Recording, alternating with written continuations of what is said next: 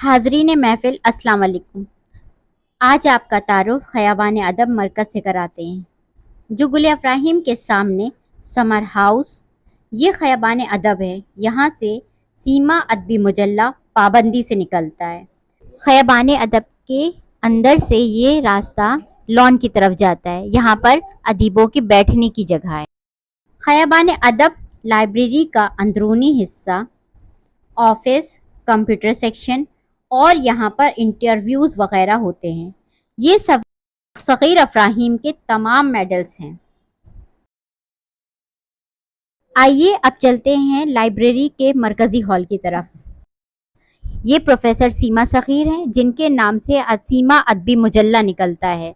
یہ سر سید سیکشن، غالب سیکشن اور پریم چند سیکشن ہے۔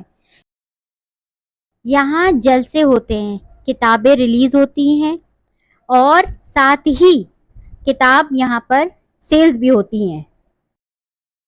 آئیے اب اندرونی حصے کی طرف چلتے ہیں جہاں پر کیٹلاگنگ کی گئی ہے۔ آپ یہ دیکھ سکتے ہیں کہ اس کیٹلاگنگ کو جدید اور قدیم انداز سے کارڈز کو ترتیب دیا گیا ہے۔ تحقیقی، تنقیدی کتابیں، مخطوطات وغیرہ یہ سب یہاں پر موجود ہیں۔ چلیے اب آپ کو اوپر کی طرف لے کے چلتے ہیں۔ اوپر کا حصہ ریسرچ سے متعلق ہے۔ ہندی، انگریزی، فارسی، اردو یہاں تک کہ تمام سہولتیں دستیاب ہیں۔ آپ دیکھ سکتے ہیں کس خوبصورت انداز میں اس کو ترتیب دیا گیا ہے۔ یہاں پر بھی صغیر افراہیم کے میڈلز کو ترتیب دے کر کے لگایا گیا ہے۔ اس سے یہ پتہ چلتا ہے کہ انہوں نے کس خوبصورت انداز سے اس لائبریری کو بنایا ہے، اور ریسرچ سیکشن کو بھی بہت خوبی سے ترتیب دیا گیا ہے تاکہ ریسرچ اسکالرز وغیرہ یہاں پر آ کر اپنے ریسرچ سے متعلق چیزیں دیکھ سکتے ہیں۔ ناظرین، آج کا یہ خوبصورت پروگرام خیابان ادب ادارے میں آپ کے لیے پیش کیا جا رہا ہے۔ ناظرین، ہمیں آپ کے کمنٹ ملتے ہیں اور اس پروگرام کو لائک کیجیے گا اور شیئر کیجیے گا، اور ساتھ میں یہ بھی لکھیے گا کہ آپ کس ملک سے دیکھ رہے ہیں، کس شہر سے دیکھ رہے ہیں، تاکہ ہماری حوصلہ افزائی ہو سکے۔ آج ہم مخاطب ہیں اردو کے شعرائے آفاق، محقق و ناقد اور ماہرین پریم چند پروفیسر صغیر افراہیم صاحب سے، جو خیابان ادب ادارے کے بانی ہیں۔ اور خیابان ادب ادارہ اپنی الگ پہچان بنا رہا ہے، جہاں سے شائع ہونے والا سیما رسالہ پابندی سے شائع ہو رہا ہے، جو ادیبوں اور شاعروں اور ناقدین کی ادبی خدمات کو اردو دنیا میں پہنچانے کا کام کر رہا ہے۔ آج کا یہ خوبصورت پروگرام بھی ایم حبیب خان کی اردو اور سماجی خدمات کو پیش کر رہا ہے، اور یہ پروگرام جاری ہے۔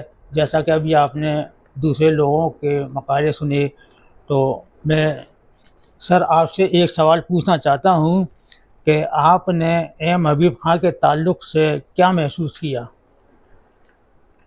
دیکھیے صاحب، پہلے تو میں آپ کا شکریہ ادا کر دوں کہ آپ میرے لیے بے حد عزیز ہیں۔ آپ کا تعلق ایم حبیب خان کے بیٹے ہیں، دوسرے نمبر پر آپ ان کے بیٹے ہیں، اور میں ایم حبیب خان کا بہت لحاظ کرتا ہوں، ایک محقق کی حیثیت سے، ایک مدبر کی حیثیت سے، ایک تدوین کرنے والے کی حیثیت سے، ایک ادیب کی حیثیت سے، ایک رائٹر کی حیثیت سے، اور ایک علی گڑھ کو چاہنے والے کی حیثیت سے، اور ایک اردو کے شائدائی کی وجہ سے۔ ان کے بڑے ڈائمینشنز ہیں، مختلف ڈائمینشنز پر ایم حبیب صاحب نے کام کیا ہے، اور میں نے دیکھا ہے انہیں بڑی عزت ملی ہے۔ لائبریری کو کس طرح سے ہم نے اپنے بزرگوں سے سنا ہے کہ 1947 کے بعد جو لائبریری قائم ہوئی اور قاضی عبدالغفار صاحب کی سرپرستی میں، اور کس طرح سے ایم حبیب صاحب نے اسے ڈیولپ کیا، اور پھر یہاں سے جب وہ لائبریری دہلی گئی تو وہ بھی اسی کے ساتھ رہے اور اس کو جی بہت ہی خوبی سے نبھا دیا. صرف لائبریری کی حیثیت سے نہیں، لائبریری میں بہت سے لوگ رہتے کام کرتے ہیں. میں بھی ان لوگوں کا ذکر کروں کہ جب ہم لوگ ہاسٹل میں رہتے تھے اور پڑھتے تھے اور صبح پہلا کلاس 8 بجے ہوتا تھا، ناول ہم لوگ سب پڑھنے والے تھے، تو لائبریری میں سب سے پہلے حاضر ہو جاتے تھے مولانا آزاد لائبریری میں کہ ہمیں ناول مل جائے. تو جو امپلائیز تھے وہ یہ کہتے تھے جائیے بیٹے آپ کلاس کریے جا کے، آپ نے نام بتا دیا ہے، آپ کو کتاب مل جائے گی، ناول مل جائے گا. یا پھر اسی طرح سے جیسے جیسے وقت گزرتا گیا نصاب کی کتابیں اور چیزیں، تو بڑا رول بڑا کردار ہوتا ہے لائبریری میں. میں نے لائبریری میں دیکھا ہے کہ جس وقت یہاں قرۃ العین حیدر صاحبہ وزٹنگ پروفیسر کی حیثیت سے آئی ہوئی تھی، میں پی ایچ ڈی کر رہا تھا شعبہ اردو میں، پروفیسر ثریا حسین صاحبہ چیئرمین تھی ہماری، اور چونکہ میں فکشن پہ کام کر رہا تھا اور خاص طور سے قرۃ العین حیدر کے والدہ اور والد محترم پر اس وقت لکھ رہا تھا، تو وہ اکثر ہم سے کہتی تھی چلو لائبریری، اور ہم انہیں ان کے پیچھے پیچھے ہاتھ باندھے ہوئے جاتے تھے لائبریری کے اندر. اور جیسے ہی لائبریری میں جو اردو سیکشن کے انچارج تھے ضیاء الدین انصاری صاحب، عینی آپا کو دیکھتے ہی کھڑے ہو جاتے تھے اور جیسے دوڑتے تھے، لائبریری میں آواز نہ ہو اس لحاظ سے دوڑتے ہوئے آتے تھے. اور ان کے علم میں یہ رہتا تھا کہ کون سی کتاب کون سا رسالہ جو عینی آپا چاہتی تھی وہ اٹھا کے دے دیا کرتی تھی. ضیاء الدین صاحب بے پناہ تعریف کرتے تھے ایم حبیب صاحب، اچھا اچھا، اور ان کے دوست بھی تھے. تو ہم لوگ جب پھر کبھی کبھی تو ہم لوگ عینی آپا سے پہلے جب ہم لوگ جاتے تھے تو ایم حبیب صاحب کا ریفرنس دے دیا کرتے تھے یا بعد میں دے دیتے تھے. تو بے حد لائق لوگ. ایسے ہی میں آپ کو بتاؤں کہ ان کے بہت سے قرض ہیں ہم اردو والوں کے اوپر، ہمیں ان قرض کو اتارنا ہے. جو خاموش خدمت کرنے والوں میں آپ کے والد محترم ہیں جنہوں نے اردو زبان اردو ادب کی اور اردو کے طالب علموں کی بہت مدد کی ہے. ہر کتاب انہیں جیسے ازبر ہوتی تھی وہ یاد دلا کرتے تھے.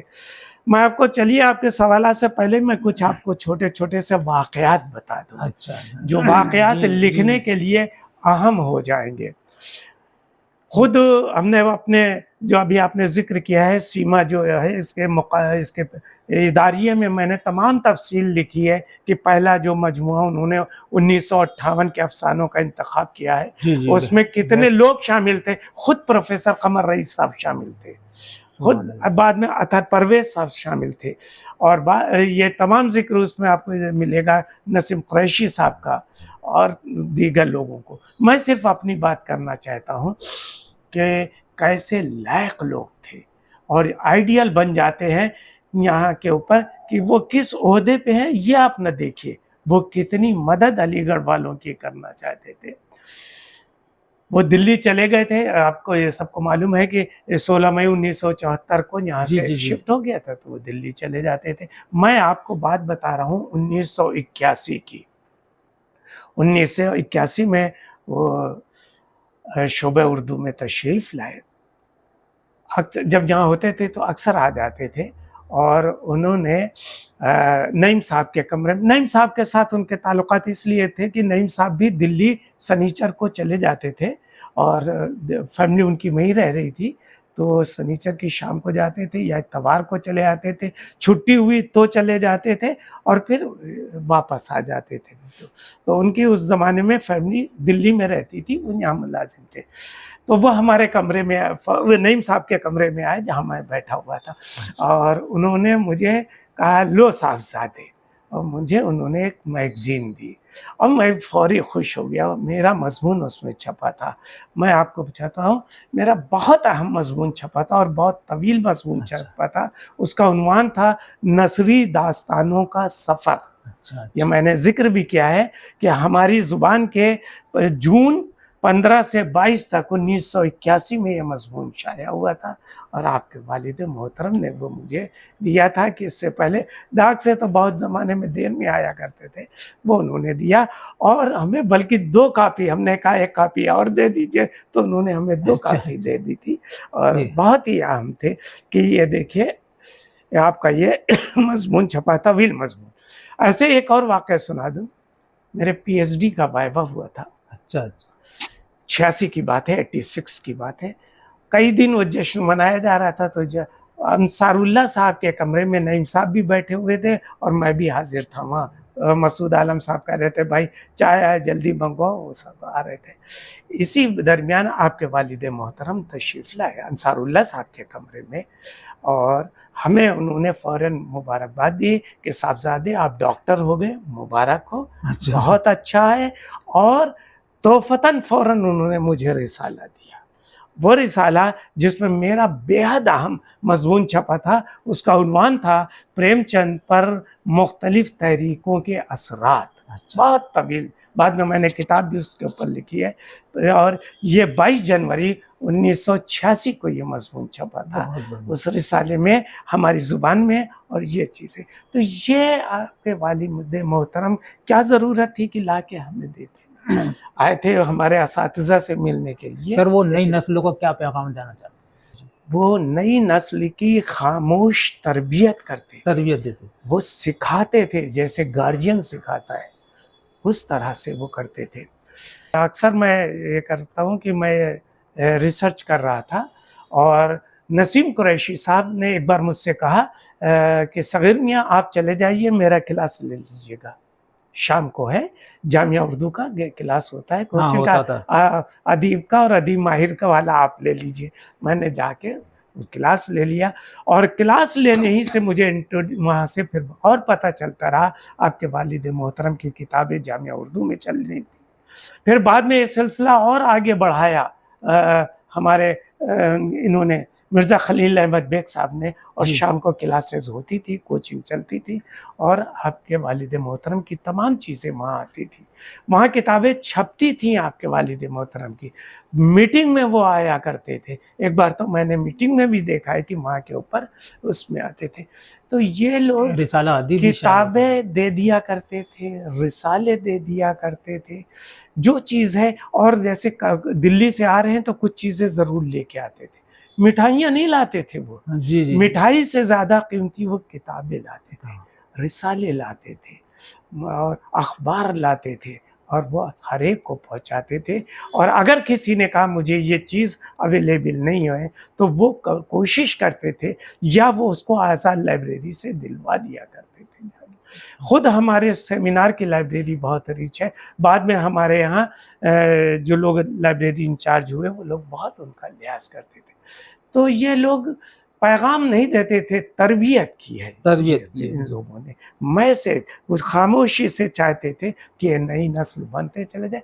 اردو کے وہ شہدائی تھے، میں نے دیکھا ہے، میں نے سیکھا ہے، میں نے محسوس کیا ہے، اور اس تعلق سے جب میں یہ گوشہ سیما نکال رہا تھا میں نے بہت سی چیزیں دیکھی کہ وہ پہلے شہر میں رہتے تھے، اور شہر میں جس طرح سے وہ آتے تھے تو 2 مرکز ہوا کرتے تھے، ایک مرکز ادیبوں کے بیٹھنے کا رسل گنج میں چندہ بلڈنگ کے پاس ایک تھا، وہاں ہوا کرتا تھا، پھر سرائے رحمان میں ہوا کرتا تھا، پھر یہاں جہاں سیما ٹاکیز ہے اس کے پیچھے ایک ادبی مرکز تھا، ادیب یہاں بیٹھتے تھے، اور ایک بڑا مرکز اور بھی تھا، اور وہ تھا عیسیٰ خاں موسیٰ خاں کے چائے کی دکان جو تصویر محل پہ ہوا کرتی تھی، یہ لوگ یہاں بیٹھتے تھے۔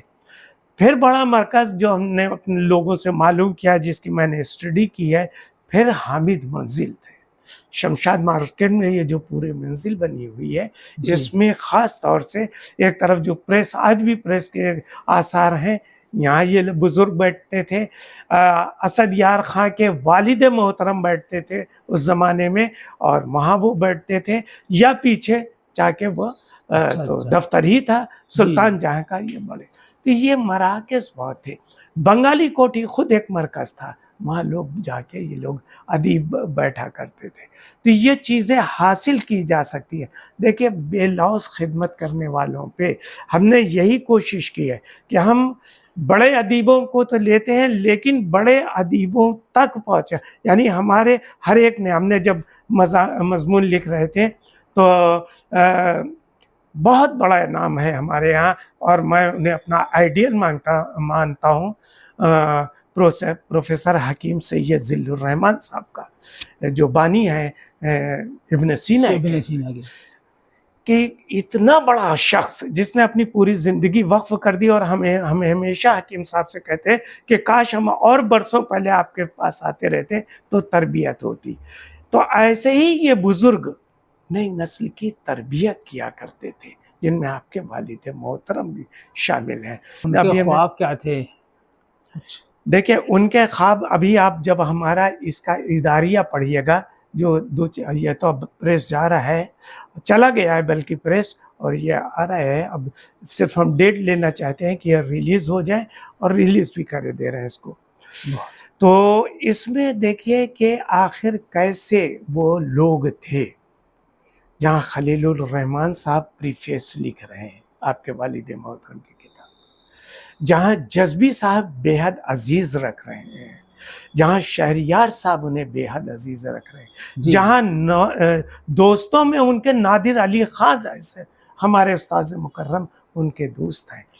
تو ان بڑے لوگوں کے ساتھ رہنے والا شخص جس نے پوری لائبریری میں خدمت کی ہے، تو ہم ان کی چیزوں کو کیوں نہ اکٹھا کر لیں.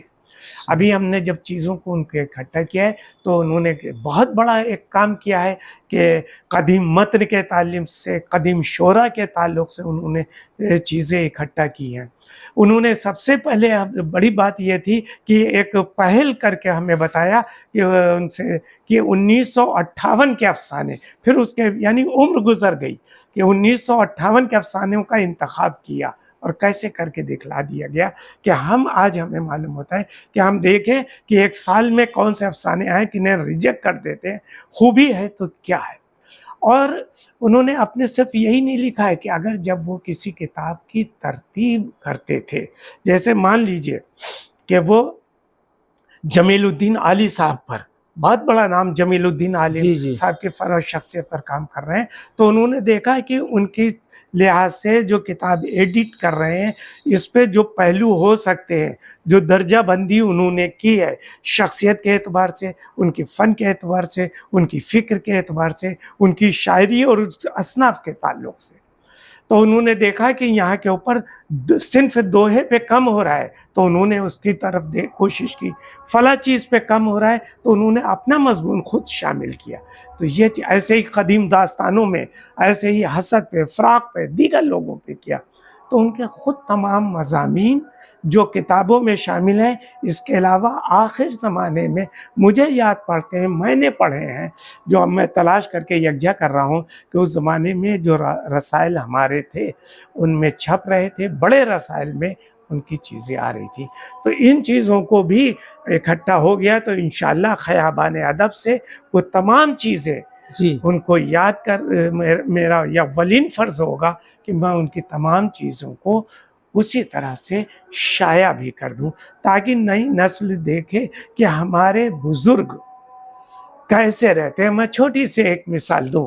اب علی گڑھ کی تہذیب، علی گڑھ کے کلچر کے لحاظ سے، میں ممتاز ہاسٹل میں رہتا تھا، آفتاب ہاسٹل کے اندر، اور ہمارے روم پارٹنر نے جو رامپور کے رہنے والے تھے، پرویز صاحب، جو بہت بڑے انجینئر ہو کے ریٹائر ہوئے ہیں، انہوں نے جمعے کا وقت تھا اور تیزی سے انہوں نے باہر نکال کے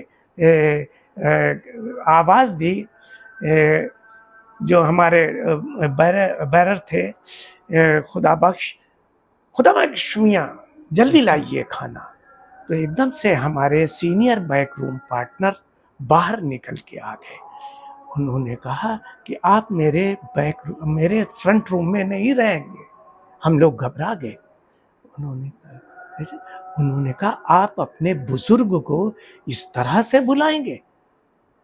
ہم سب کانپ کے رہ گئے کہ ہمیں، اور وہ فوری जुमे का वक्त था, सबको खाना पहुंचा रहे थे। उसके बाद वो फौरन आए, उन्होंने हमारे परवेज साहब ने फौरन उनसे माफ़ी मांगी। उन्होंने नहीं बल्कि हम सब ने उनसे माफ़ी मांगी। तो अलीगढ़ तो ये तरबियत देता है कि किसी को हम ऊंची आवाज़ से नहीं बुलाएंगे, किसी का ये लिहाज नहीं करेंगे, कोई दर्जाबंदी नहीं है, उनका हम लिहाज, उनको रिगार्ड करेंगे कि ये प्यून है या ये लाइब्रेरी में हमें किताब देने वाले हैं, ये हमारा काम करने वाले हैं, ये दफ्तर के हैं। हमारे लिए वो सब बड़े और बुज़ुर्ग हैं। ये बुनियादी मकसद था और ये मैसेज दिया करते थे आपके वालिद मोहतरम, बिल्कुल खामोश रहकर, जो हमने अपने तमाम बुज़ुर्गों से, अपने सीनियर से सुना है। वाकई ऐसे लोग, काश हम सब वैसे बन सके जिन्होंने सर 3 किताबों का एक शेयर था, उर्दू के किलाती की शोरा पर तनकीदी मज़ामीन।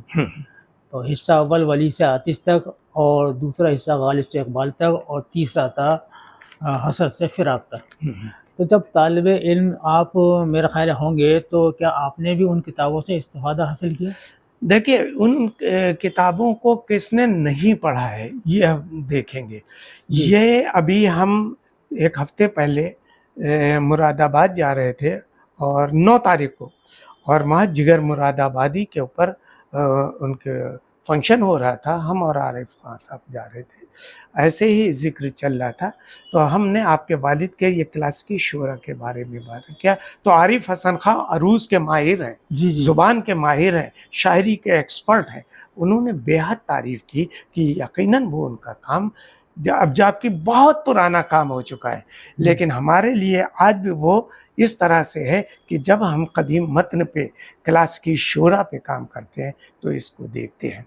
और हमारे तमाम बुज़ुर्गों ने, हमारे तमाम साथियों ने इनके रेफरेंस दिए हैं, और ये तमाम रेफरेंस, ये जो नया शुमारा जो रिलीज़ हो रहा है, इसमें आपके तमाम चीज़ें मिलेंगी, सबके रेफरेंसेस मिलेंगे, और इसमें तमाम मज़ामीन शामिल हैं।